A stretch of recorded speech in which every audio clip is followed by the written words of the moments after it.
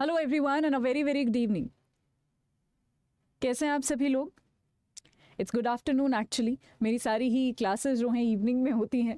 So anyways, शुरू करते हैं आज का सेशन। एक बार I would like to know if I am visible and audible clearly.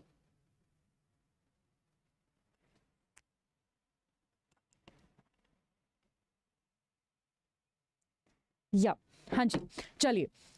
So let's restart. Hello everyone, मेरा नाम पिंकी है। मैं आप सभी को कोल इंडिया के करंट अफेयर्स करवाने वाली हूँ। यहाँ पर आज हमारा पहला सेशन है जहाँ पर हम सबसे पहले कोल इंडिया के जीए वाले जो सिलेबस है उसको समझेंगे और पीवाईक्यूज करेंगे। सो आई वेलकम यू ऑल। एक बार जल्दी से इस सेशन को ज्वाइन कर लीजिए। मुझे कमेंट सेक्शन में बता दीजिए कि अगर मैं क्लियरली ऑडिबल एंड विजिबल हूँ तो। उसके बाद शुरू करते हैं आज का सेशन। हाय हाय हाय, गुड आफ्टरनून एवरीवन। हाँ जी, तो जैसा कि मैंने बोला, मैं आपको यहाँ पर आज दो चीज़ें करेंगे। हम सिलेबस करेंगे और पीवाईक्यूज करेंगे। ठीक है, सिलेबस को हम डिटेल में पढ़ेंगे, क्या क्या चीज़ें आती हैं हमारे एग्जाम में, और पीवाईक्यूज को हम एनालाइज करेंगे, जिससे हमें ये पता चलेगा नंबर वन कि कितना डिटेल में आपके क्वेश्चंस आते हैं, वन लाइनर आते हैं क्या, फैक्चुअल आते हैं क्या, या फिर बहुत ही इन डेप्थ स्टेटमेंट वाले आते हैं क्या, और कौन कौन से टॉपिक्स पर आपको ज़्यादा ध्यान देना है। ये सारा आपको पीवाईक्यू से पता चलेगा। ठीक है, चलिए, thank you so much. Right, शुरू करते हैं। बस अगर आप चैनल पर नए हैं, मेक श्योर आप चैनल को सब्सक्राइब ज़रूर कीजिएगा, ताकि ये वीडियो, ये जो हमारा पूरा कोर्स है, अब ये आपके एग्ज़ाम तक चलने वाला है। ये जो वीडियोस आपको डेली यहाँ पर यूट्यूब पर मिलेंगी, जहाँ पर हम कभी कुछ पढ़ाएंगे, कभी आपके साथ एमसीक्यूज प्रैक्टिस करवाएंगे, पीवाईक्यूज भी सारे यहीं पर कवर होंगे। ये सीरीज़ आपकी जो है आपके एग्ज़ाम के मतलब आपके एग्ज़ाम तक चलने वाली है, जिसमें जीए की क्लासेस 12 बजे ही होंगी डेली, मंडे टू सैटरडे। तो उसके लिए चैनल ज़रूर सब्सक्राइब कर लीजिएगा, ताकि आपको सारी वीडियोस मिलती रहे। आखिरी में मैं ये भी बताऊंगी कि इन वीडियोस की पीडीएफ कहाँ पर आपको मिलेगी। ठीक है, हाँ जी, चलिए तो शुरू करते हैं। सबसे पहले हम आते हैं सिलेबस पर। कोल इंडिया लिमिटेड के लिए, मैनेजमेंट ट्रेनिंग के लिए, हमारा जो सबसे पहले सबसे ज़्यादा जो आते हैं वो आपके करंट अफेयर्स होंगे। ठीक है, करंट अफेयर्स में हमारी क्या क्या चीज़ें आएंगी? नेशनल करंट अफेयर्स हमने पढ़ने हैं, जो हमारे देश में चीज़ें चल रही हैं, चाहे वो किसी भी सेक्टर से हों, चाहे वो फाइनेंशियल सेक्टर से हो, बैंकिंग सेक्टर से हो, चाहे वो वैसे ही हमारा थोड़ा सा पॉलिटी वाला एंगल हो, चाहे हमारा इकोनॉमी वाला एंगल हो, चाहे हमारा जोग्राफी वाला एंगल हो, चाहे हमारा साइंस एंड टेक वाला एंगल हो। अभी इसरो बहुत ज़्यादा न्यूज़ में है अपने वो डॉकिंग वाले मिशन की वजह से, तो साइंस एंड टेक वाली चीज़ें भी, तो सारी चीज़ें हमें पढ़नी है। सो नेशनल के काफ़ी सारे क्वेश्चन आते हैं। फिर इंटरनेशनल इवेंट्स हमें पढ़ने हैं। इंटरनेशनल इवेंट्स में चाहे कोई एमओयू हमने किया हो, हमने कोई अग्रीमेंट किया हो बाहर देश के साथ, वो आपको पढ़ना है, या फिर आपने जो है कोई इंटरनेशनल ऑर्गेनाइजेशन न्यूज़ में हो कि जी WTO ने ये किया है, WHO ने ये किया है, वर्ल्ड बैंक ने हमें इतना लोन दिया है, IMF ने इस देश को लोन दिया है, कैसे लोन दिया है, कितने का लोन दिया है, या फिर ADB ने हमें इतना लोन दिया है, इस चीज़ के लिए लोन दिया है, इस स्टेट को लोन दिया है, इस पर्टिकुलर काम के लिए लोन दिया है। ठीक है, उन ऑर्गेनाइजेशन के बारे में पढ़ना, और जो भी उनका करंट एस्पेक्ट है उसके बारे में पढ़ना, ये हम जानेंगे। ठीक है, सो इंटरनेशनल इवेंट्स हमें सारी चीज़ें करनी है। इंटरनेशनल ऑर्गेनाइजेशन से लेके कोई भी अग्रीमेंट, कोई भी MOU अगर इंडिया ने किसी भी इंटरनेशनल कंट्री के साथ साइन किया है, वो सारी इंटरनेशनल अपॉइंटमेंट्स हमें करने हैं। अगर कोई स्पेशली कोई इंडिया का इंसान बाहर किसी देश में अपॉइंट हुआ है, तो वो जो है हमें करने पड़ेंगे। राइट, अभी आप मैं अभी लाइव हूँ, तो आपको कोई भी सवाल पूछना हो तो आप मुझसे पूछ सकते हैं यहाँ पर। ठीक है, चलिए उसके बाद स्पोर्ट्स वाले क्वेश्चंस हम पढ़ेंगे। अभी पैरिस ओलंपिक्स हुआ था, फिर पैरा ओलंपिक्स भी हुआ है, इस तरीके के क्वेश्चंस हम पढ़ेंगे। ठीक है, फिर वो गुकेश वाली एक बड़ी इंपॉर्टेंट न्यूज़ आई थी। राइट, अभी रिसेंटली हाल ही में बहुत सारे मेडल्स भी, बहुत सारे पैरिस ओलंपिक्स वाले गेम प्लेयर्स को, गुकेश को बहुत सारे अवार्ड्स भी मिले हैं, तो कौन सा अवार्ड किसको मिला है। ठीक है, ये सारी चीज़ें हम पढ़ेंगे। हम कोल इंडिया का जो एग्ज़ाम है वो अराउंड मार्च में हम एक्सपेक्ट कर सकते हैं। तो मैं यहाँ पर आपको अराउंड 6 महीने के करंट अफेयर्स मैं चाहूँगी कि आप करके जाओ। 6 महीने का मतलब है कि अगर मार्च में पेपर है तो आपको फरवरी पढ़ना है, जनवरी पढ़ना है, दिसंबर पढ़ना है, नवंबर पढ़ना है, अक्टूबर पढ़ना है और आप सितंबर भी पढ़ सकते हैं, ठीक है। सो आपको ये 6 महीना करना है। और अगर मार्च में जैसे लेट्स से 30 मार्च के आसपास चला जाए आपका एग्ज़ाम, ठीक है, एक एग्जाम्पल लेके चलते हैं, तो मार्च भी हम पढ़ेंगे। अगर 15 मार्च के आसपास हमारा एग्ज़ाम होता है तो हम 10 मार्च तक की न्यूज़ पढ़ेंगे, ठीक है। सो इतना हम मार्च का भी थोड़ा सा ए पोर्शन जो है कवर करेंगे, वो डिपेंड करेगा कि हमारा पेपर कब होने वाला है, ठीक है। सो हम जो है अच्छे से पढ़ेंगे, हम थोड़ा सा अपना जो विड्थ है वो अच्छा सा रखेंगे ताकि कोई भी क्वेश्चन आए वो छूटे ना, ठीक है। चलिए, उसके बाद अवार्ड्स नॉर्मल अवार्ड्स भी, अगर किसी को लिटरेचर में अवार्ड मिल रहा है, चाहे किसी को स्पोर्ट्स में अवार्ड मिल रहा है, चाहे साइंस एंड टेक में अवार्ड मिल रहा है, ये सारे अवार्ड्स हम करेंगे। उसके बाद अपॉइंटमेंट सबमिट सिंपल होते हैं। सबमिट्स कौन सा सबमिट कहाँ पर हुआ है ये हमें करना है, क्या हुआ है उस सबमिट में, क्यों स्पेशल था वो सबमिट, किसको कहाँ किस पोजीशन पर अपॉइंट किया गया है, उससे पहले कौन अपॉइंटमेंट था, कौन से नंबर का ये अपॉइंटमेंट है, कौन ये इंसान है, ये सारी चीज़ें हम डिटेल में पढ़ेंगे, ठीक है। यहीं से मेजरली, हाँ जी सृष्टि, मेजरली करंट अफेयर से क्वेश्चंस रहेंगे, मेजरली करंट अफेयर से क्वेश्चंस रहने वाले हैं। फिर बात करते हैं हिस्ट्री, जहाँ पर Indian world history freedom struggle, ये आपको बहुत डेप्थ में नहीं पढ़ना है। मैं आपको ये नहीं बोलूँगी कि आप यूपीएससी जितनी हिस्ट्री पढ़ के चले जाओ, नहीं, कोई ज़रूरत नहीं है। आप अगर सेल्फ स्टडी कर रहे हैं सो वहाँ से भी आप जो है बहुत ही, कोई भी आपके पास हिस्ट्री के नोट्स हैं तो वो आप पढ़ लीजिए। ल्यूसन भी एक किताब आती है, वहाँ से आप पढ़ सकते हैं। तो बहुत ही सरफेस लेवल की हिस्ट्री जो है आपसे पूछी जाएगी, इन डेप्थ नहीं पूछा जाएगा, ठीक है। और स्पेशली मेजरली फ्रीडम स्ट्रगल वाला जो चैप्टर, फ्रीडम स्ट्रगल का कोई चैप्टर नहीं है, फ्रीडम स्ट्रगल के 4-5 चैप्टर्स हैं, उन चैप्टर में से सबसे ज्यादा क्वेश्चंस आते हैं और वो भी बहुत सरफेस लेवल के। अभी मैं आपको क्वेश्चंस दिखाऊंगी तो आपको कुछ बेटर क्लियर होगा कि कैसे सवाल आते हैं, ठीक है। मैं अभी क्वेश्चंस दिखाऊंगी आपको, ठीक है। फिर उसके बाद ज्योग्राफी की बात करते हैं। यहाँ पर इंडियन और वर्ल्ड ज्योग्राफी के क्वेश्चंस आते हैं और ये वाले सवाल भी ना, ज्योग्राफी वाले सवाल भी ज्यादातर वो आते हैं जो न्यूज में है। जैसे अल नीनो ला नीना का एग्जाम्पल देती हूँ, ठीक है। ये जब हमारे पेड कोर्सेज में आप एनरोल करेंगे तो ये सारी चीज़ें पढ़ा दी जाएंगी। अल नीनो है, ला नीना है, ये बहुत ज़्यादा न्यूज़ में रहते हैं। 2 ज्योग्राफिकल कॉन्सेप्ट्स हैं जिसकी वजह से हमारा बारिश का आना या ना आना, यानी वेदर पैटर्न्स जो हैं वो बदलते रहते हैं, ठीक है। कहीं सूखा पड़ता है, कहीं बाढ़ आ जाती है इनकी वजह से। तो ये इस तरीके के टॉपिक्स यहाँ से क्वेश्चन पूछ लेगा। क्यों? क्योंकि ये न्यूज़ में था। तो चाहे कोई भी टॉपिक हो, ठीक है, अगर पॉलिटी का क्वेश्चन आ रहा है, ज्योग्राफी का क्वेश्चन आ रहा है, वो भी वो लोग तभी पूछते हैं जब वो करंट अफेयर में रहा हो। तो दूसरे सब्जेक्ट्स के लिए भी जो करंट अफेयर है, मैं ये बताना चाहती हूँ, वो बहुत ज़्यादा इंपॉर्टेंट है, ठीक है। इसके लिए अगर आप अखबार पढ़ते हैं पहले से ही तो बहुत बहुत ज़्यादा काम करेगा अखबार पढ़ना आपका। अगर नहीं पढ़ते हैं तो अब पढ़ना शुरू मत कीजिएगा, क्योंकि 2 महीने में अखबार नहीं आप पढ़ पाओगे। पहले से पढ़ रहे हो तो कंटिन्यू कीजिएगा, ठीक है। उसके बाद फिजिकल, यानी फिजिकल फीचर्स, यानी कि जी वो पहाड़ कहाँ पर है, वो नदी कहाँ पर है, अभी कोई ब्रिज बना है वो कहाँ पर है, या फिर कोई ग्लेशियर कहाँ पर है। तो लोकेशन वाले फिजिकल फीचर्स वाले बहुत सवाल आते हैं। ये जनरली वो फिजिकल फीचर्स होते हैं जो न्यूज़ में रहते हैं कि जी फलानी वाटर बॉडी मिली है वहाँ पर, ये वाली नदी कहाँ पर है, ठीक है, ये वाला नेशनल पार्क कहाँ पर है। तो ये फिजिकल फीचर्स होते हैं इंडिया के, ठीक है। फिर उसके बाद सोशल ज्योग्राफी से क्वेश्चन आ सकते हैं, इकोनॉमिक ज्योग्राफी से क्वेश्चन आ सकते हैं। ये सारे आप हमारी क्लासेस में पढ़ेंगे। फिर इकोनॉमी में इंडियन इकोनॉमी आपसे पूछी जा सकती है, ठीक है। उसके बाद बजट से सवाल आ सकते हैं, और ये तो आपका अभी बजट फेब में आएगा, तो जब नया बजट आएगा उसको भी मैं यूट्यूब पर, जैसे ही बजट आएगा, मैं हर साल बजट की 2-3 वीडियोस लेकर आती हूँ, जहाँ पर एक वीडियो आपका पूरा A to Z बजट करवाती हूँ। आप बस वो एक वीडियो देख के चले जाइएगा, आपके बजट के सारे सवाल यहीं से हो जाएंगे एक ही वीडियो से, ठीक है। एक ही वीडियो और उसकी PDF, सिर्फ वही, ठीक है। तो ये बजट आपको यहीं पर यूट्यूब पे ही करवा दिया जाएगा। उसके बाद economic policies, banking, financial institutions, इनके भी मेजरली वो सवाल आते हैं जो करंट अफेयर में रहे होते हैं, ठीक है। फाइनेंशियल इंस्टीट्यूशंस क्या होते हैं? हमारे बैंक्स हो गए, हमारे NBFCs हो गए, और भी बहुत सारे बैंक्स होते हैं। उन्होंने कोई इनिशिएटिव शुरू किया है, उन्होंने कोई चीज़ नई लॉन्च करी है, कोई चीज़ वो लेकर आए हैं, ये सारी चीज़ें न्यूज़ में हैं, और वही न्यूज़ वाला पॉइंट ही इकोनॉमी में आता है। तो आप मेरी बात समझ रहे हो, चाहे इकोनॉमी हो, चाहे ज्योग्राफी हो, चाहे करंट अफेयर्स हो, जो सबका जो किंग है वो करंट अफेयर्स है। सबसे ज़्यादा क्वेश्चंस करंट अफेयर्स से आते हैं। फिर पॉलिटी, अब पॉलिटी के क्वेश्चंस भी करंट अफेयर से आते हैं। कैसे? मैं एक एग्जांपल देती हूँ। आपने UCC का नाम सुना होगा, यूनिफॉर्म सिविल कोड आपने सुना होगा, आर्टिकल 144। सो ये बहुत ज़्यादा न्यूज़ में रहता है, पिछले 1-1.5 साल से काफ़ी ज़्यादा न्यूज़ में है, जहाँ पर बहुत सारे लोग बोल रहे हैं कि इसको जी इम्प्लीमेंट करवाइए। बहुत सारे लोग इसके पक्ष में हैं, बहुत सारे लोग इसके विपक्ष में हैं। सो आपसे क्वेश्चन पूछ लेगा कि यूसीसी बताइए कौन से आर्टिकल में लिखा हुआ है, या फिर यूसीसी से आप क्या समझते हैं, या कौन सी चीज़ से यूसीसी रिलेटेड है। पर ये क्वेश्चन उन्होंने क्यों पूछा है? क्योंकि ये करंट अफेयर्स में था, ठीक है। उसके अलावा इंडियन कॉन्स्टिट्यूशंस के बारे में सिंपल चीज़ है, जैसे फंडामेंटल राइट एक चैप्टर है जो कि बड़ा इंपॉर्टेंट है, वहाँ से कोई क्वेश्चन पूछ लिया। पार्लियामेंट एक चैप्टर है जहाँ से बहुत सारे क्वेश्चन आते हैं, वहाँ से पूछ लिया। डीपीएसपी एक चैप्टर है, directive principle of state policy, वहाँ से आपसे क्वेश्चन पूछ लिया। तो बहुत जो बेसिक लेवल के क्वेश्चन है ना वो बनते हैं, बहुत आसान। अभी सवाल भी दिखाऊंगी आपको। Governance, public policies, rights, issues, ये सारे चीज़ें आपको पढ़ा दी जाएंगी कोर्स में। जनरल साइंस से, जनरल जो आपने 10वीं तक की फिजिक्स, केमिस्ट्री, बायोलॉजी पढ़ी है वहां से, ठीक है।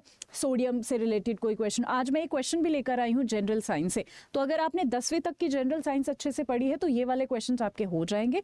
आपको कोर्स में भी वो रिवाइज करवा दिया जाएगा, तो वो कोई दिक्कत नहीं है, ठीक है। हाँ, या really sorry Srishti, you are right, 44 it is, not 144। I think मैंने 144 बोला है ना, या इट इज 44, ठीक है, आर्टिकल 44, या हाँ जी। फिर उसके बाद environment and ecology. Environment and ecology again वही हमारे करंट अफेयर बेस्ड ही। जैसे अगर मैं एनवायरमेंट वाले इश्यूज की बात करूँ तो अभी सीओपी, हमारे कॉन्फ्रेंस ऑफ पार्टीज जो हैं वो चलते रहते हैं, ठीक है। सो सीओपी 28 के बारे में क्वेश्चन पूछ लेंगे, सीओपी 29 के बारे में क्वेश्चन पूछ लेंगे कि जी कहाँ पर हुआ है ये, या फिर आगे आने वाले सीओपीज कहाँ पर होने वाले हैं, क्या हुआ है, किस किसने इसमें पार्टिसिपेट किया है, या उससे जुड़ा हुआ कोई कॉन्सेप्ट के बारे में आपसे पूछ लेंगे, ठीक है। या फिर आपसे पूछ लेंगे कि हमने जो है सीओपी 26 में 5 प्रोमिसेस किए थे जिनको पंचामृत बोलते हैं, वो क्या है। या फिर जो हमें नेट जीरो पहुंचना है, जो हमें न्यूट्रल पहुंचना है, जो हमें नेट जीरो पहुंचना है, वो कब तक पहुंचना है। क्वेश्चन में ऑप्शन होगा 2070 तक पहुंचना है। तो इस तरीके के क्वेश्चंस बनेंगे, ठीक है। चलिए अब फटाफट, आई होप आपको एक सिलेबस कंप्लीट सिलेबस पता चल गया हो कि कौन कौन से एरिया से क्वेश्चंस आने वाले हैं, और सबका जो बेस रहने वाला है वो करंट अफेयर रहने वाला है, ठीक है। चलिए अच्छा, वॉल्यूम का इशू क्या किसी और को भी आ रहा है क्या? आवाज सुनने में कम लग रही है आपको? एक बार बता दीजिए कमेंट सेक्शन में। चलिए अब फटाफट यहाँ पर क्वेश्चंस करते हैं। आज का जो हमारा टारगेट है वो क्वेश्चन सॉल्व करने पर नहीं है, हमारा टारगेट है कि हम ये देखें कि कौन कौन से एरिया से क्वेश्चन आ रहे हैं, किस तरीके के सवाल पूछे जा रहे हैं, ठीक है। पहला सवाल, which country has opted out itself from RCEP agreement. RCEP 2020-21 के आसपास ये जो RCEP है ना, ये बहुत बड़ी न्यूज़ बनी थी। इंडिया ने अपने आप को इससे बाहर निकाल लिया था, ऑप्ट आउट कर लिया था। बहुत बड़ी न्यूज़ बनी थी, बहुत सारे इसके कारण थे, बहुत सारे इसके पॉलिटिकल एंगल थे, बहुत सारे एंगल्स थे, तो जिसकी वजह से बहुत बड़ी ये न्यूज़ बनी थी। अब देखो आप, अगर आपने उस टाइम की, ये पुराना क्वेश्चन है, अभी आपको ये याद करने की जरूरत नहीं है क्योंकि इसका कोई रेलेवेंस नहीं है।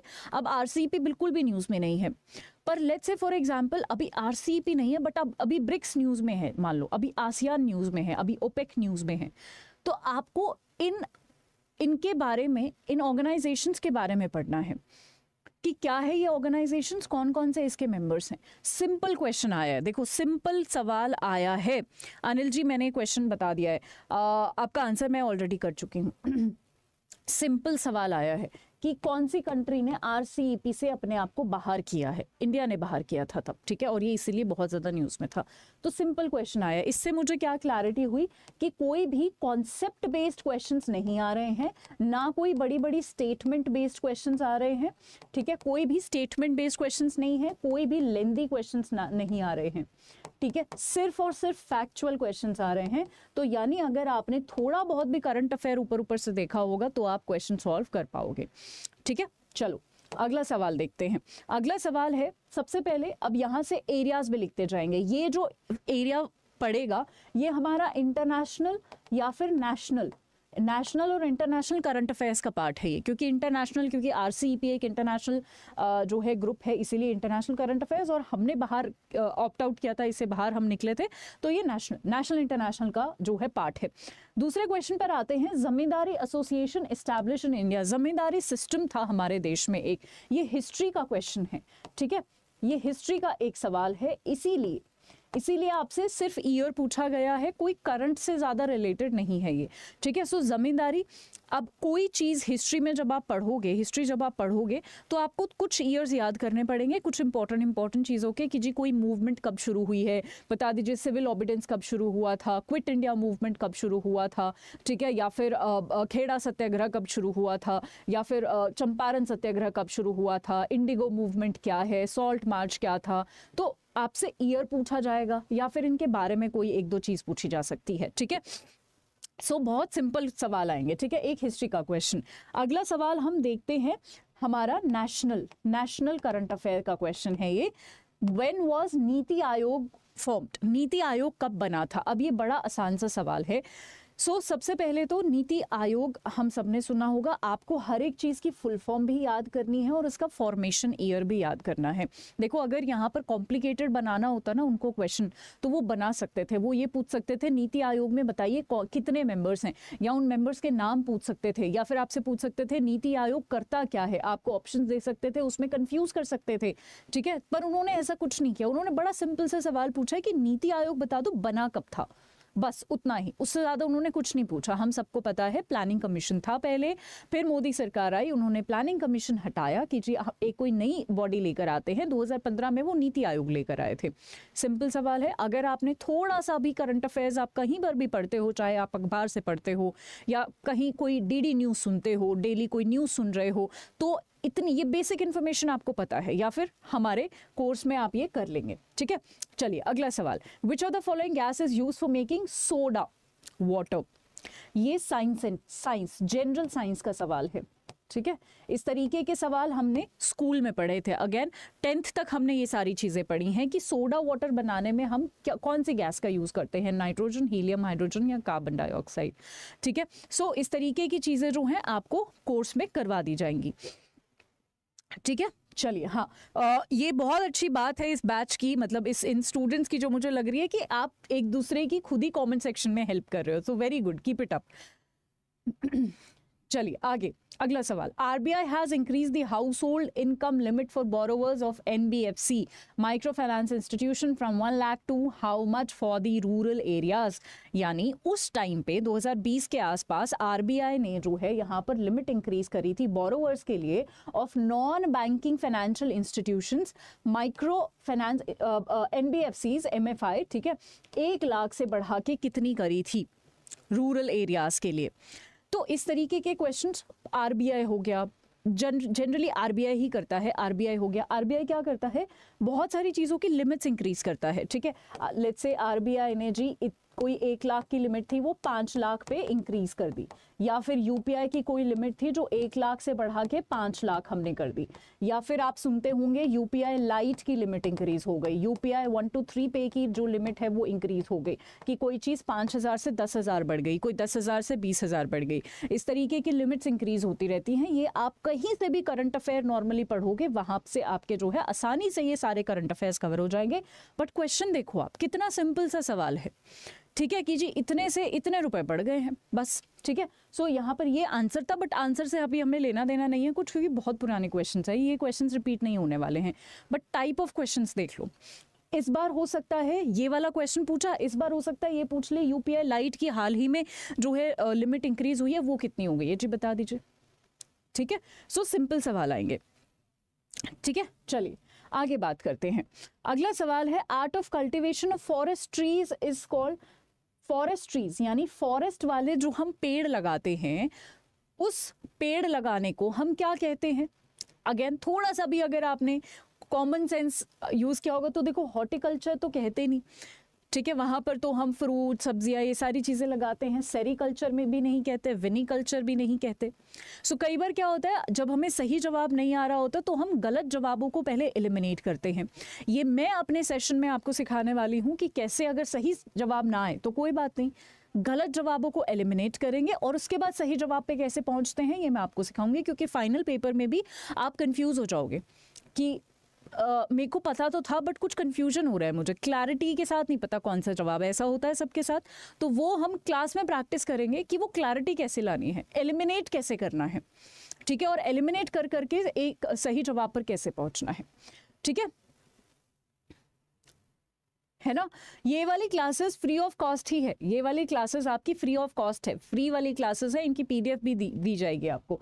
हाँ जी, art of cultivation of forest जो भी है यहाँ पर, तो एक सिंपल क्वेश्चंस आ सकते हैं कि हॉर्टिकल्चर क्या होता है ना, या फिर कोई भी साइंस का नाम आपसे पूछ लिया जाएगा, उसे वो क्या होता है, आपसे पूछ लिया जाएगा आर्टिफिशियल इंटेलिजेंस क्या होता है। तो ये तो बड़े सिंपल सवाल है, हम आमतौर की भाषा में डेली यूज़ में ये सारी चीज़ें यूज़ करते हैं। ठीक है, चलिए अगला सवाल। There is a Kakrapar atomic power plant, where is Kakrapar atomic power located. Again इस सवाल को मैं साइंस एंड टेक में डालूंगी। ठीक है, साइंस एंड टेक में डाल सकते हैं, साइंस एंड टेक के करंट अफेयर्स में। ठीक है, करंट अफेयर्स में मैं इसको डालूंगी, जहां पर बहुत सारे एटॉमिक पावर प्लांट्स हमारे देश में बनते रहते हैं, वहाँ पर जो नया यूनिट हम सेटअप करते हैं। अब यहाँ से पावर प्लांट से दो तरीके के सवाल आ सकते हैं, या तो सीधा उनकी लोकेशन पूछेगा कि जी ये वाला प्लांट है, हमने अभी अभी इनॉग्रेट किया है, बता दो जी कहाँ पर लोकेटेड है, सिंपल सवाल है। या फिर आपसे ये पूछेगा कि कितनी यूनिट कैपेसिटी है इसकी।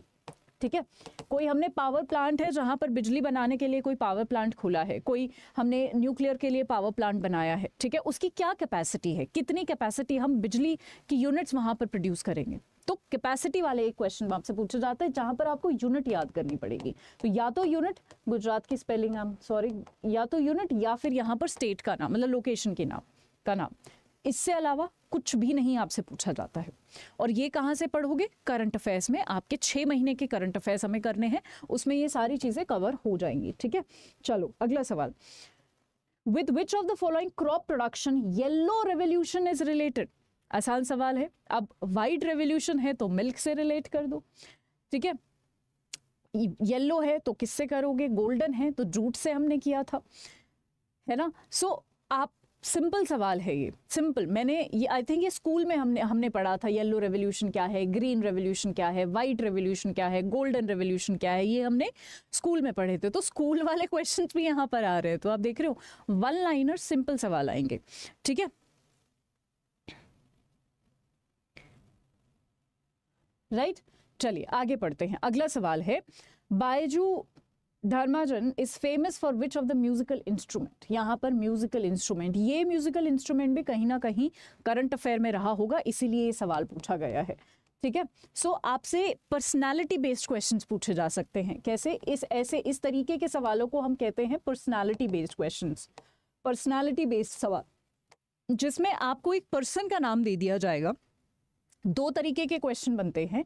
एक तो आपसे पूछा जाएगा, पर्सन का नाम देके वो आपसे पूछेंगे कि जी ये पर्सन जो है बताइए कौन से फील्ड से एसोसिएटेड है, या फिर इस तरीके का एक बोल दिया जाएगा कि ये जो है कौन सा मतलब कोई किताब लिखते हैं, अगेन वही कौन से फील्ड से एसोसिएटेड है, या फिर उस फील्ड में थोड़ा सा स्पेसिफिक और पूछ लेंगे। जैसे किसी ने किताब लिखी है तो आप टिक कर दोगे कि जी तो लिटरेचर से एसोसिएटेड है।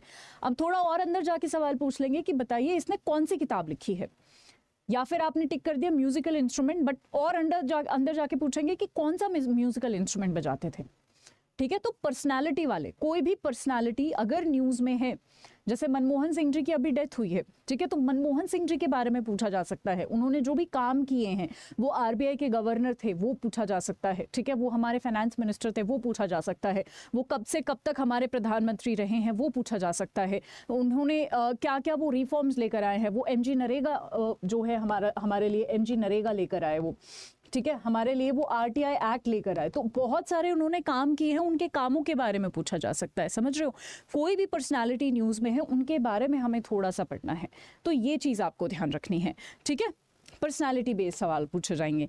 अगला सवाल, competition act 2002 is the replacement of which of the following act. Competition act 2002 हम लेकर आए, बताइए कौन से एक्ट को रिप्लेस कर हम लेकर आए। ये भी करंट अफेयर्स का ही पार्ट है। करंट अफेयर्स का क्यों, क्योंकि ये करंट में ही तो रहा होगा। कोई नया एक्ट आता है, कोई नई पॉलिसी बनती है, किसी पुराने एक्ट को हम रिप्लेस करते हैं।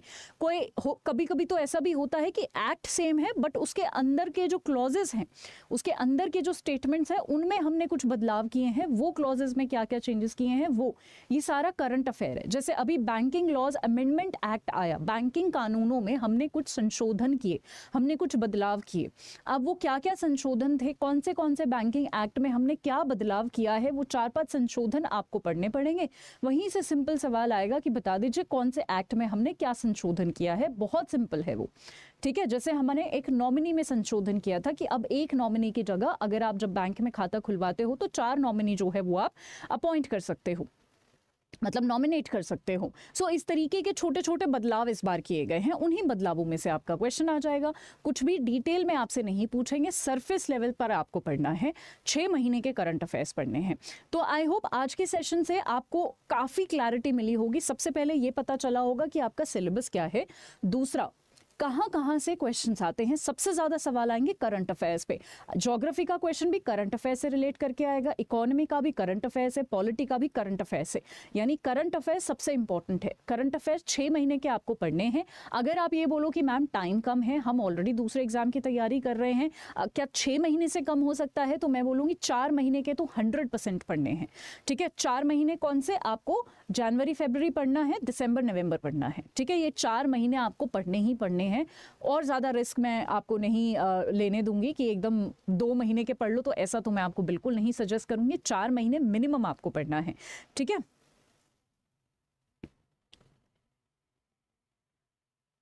ठीक है, चलिए। सो आई होप आज का सेशन ने काफ़ी ज़्यादा क्लैरिटी दी होगी। अब मैं आप सभी को एक बहुत इंपॉर्टेंट इन्फॉर्मेशन देना चाहती हूँ। देखिए, जितने भी यहाँ पर सब्जेक्ट्स हैं, चाहे जीए हो, चाहे फाइनेंस हो, चाहे अलग अलग हमारे स्ट्रीम वाले सब्जेक्ट्स हों, हमारा एक ही लाइव बैच जो है हम लेकर आ रहे हैं 28 जनवरी को, जहाँ पर सारे डेडिकेटेड फैकल्टीज़ आपको अलग अलग सब्जेक्ट पढ़ाएंगे, मैं भी आपको पढ़ाऊंगी, और यहीं पर आपको पीडीएफ भी दी जाएगी। और उस एक पीडीएफ के अलावा, हर एक सब्जेक्ट की जो एक पीडीएफ दी जाएगी, उसके अलावा आपको कुछ और नहीं पढ़ना है। सिर्फ लेक्चर्स अटेंड करो, वो पीडीएफ से रिवाइज करो, और आपका 100% सिलेबस हो जाएगा। तो आपको कहीं पर भी सोचने की ज़रूरत नहीं है कि कौन सी किताब से पढ़ूं। किताब से पढ़ना ही नहीं है, यहाँ पर आपको पीडीएफ दी जाएंगे, उस पीडीएफ से पढ़ो, किताब ढूंढने की जरूरत ही नहीं है, ठीक है। सो ये कोल इंडिया लिमिटेड का हमारा फाइनेंस, एचआर, लीगल, मार्केटिंग का बैच आ रहा है 28 जनवरी को। आप इसमें ज़रूर एनरोल कीजिएगा। इसमें एनरोल करने के लिए मैं आपको एक कोड बता देती हूँ, जिससे आपको मैक्सिमम, मतलब एकदम सस्ता ये जो है पढ़ने वाला है। वो कोड है Y674। कैसे एनरोल करना है ये भी देखिएगा, बट उससे पहले ये मेरा टेलीग्राम ग्रुप है, ठीक है। आप टेलीग्राम पे जाके पिंकी सी यानी करंट अफेयर्स टाइप कीजिए। मेरा टेलीग्राम है, इसमें 12-13 हज़ार के आसपास लोग हैं। इस टेलीग्राम को ज्वाइन कर लीजिए, क्योंकि आगे जितनी भी हमारे तो 1-2 महीने क्लासेस चलेंगी। ये डेली जो भी पीडीएफ होगी मैं यहीं पर शेयर करूंगी, ठीक है। तो इसको ज़रूर ज्वाइन कर लो। अगर आपका कोई डाउट भी होता है वो भी आप मुझसे यहाँ पर पूछ सकते हो, ठीक है। अब एक बार फटाफट बैच देख लेते हैं। हमें जाना है अड्डा 24/7 के ऐप पर।